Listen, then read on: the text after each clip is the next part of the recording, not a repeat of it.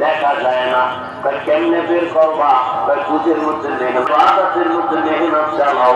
বলে কিসের মেহনত করবো? বলে ইখলাস ও তাকওয়ার মেহনত করো। করতে করতে একদিন দেখবা নাকের ভেতর আমার মাওলার কুদরতের ঘেরান পাওয়া যায়। ইয়া ইলাহি মুঝসে মুঝকো दूर कर, ताके देखो मुझ में तुझको एक नजर।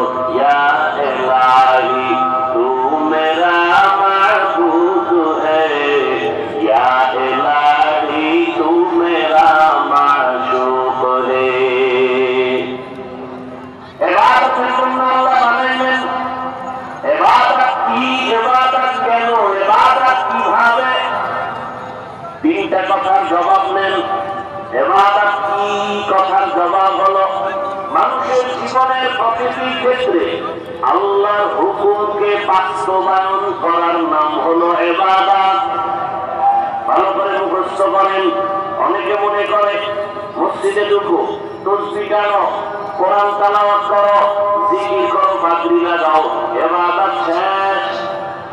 হ্যাঁ না, মানুষ তোমার মৃত্যু পর্যন্ত তোমার যতটা কাজ আছে প্রত্যেকটা জায়গায় আল্লাহর হুকুমকে বাস্তবায়ন করার নাম ইবাদত।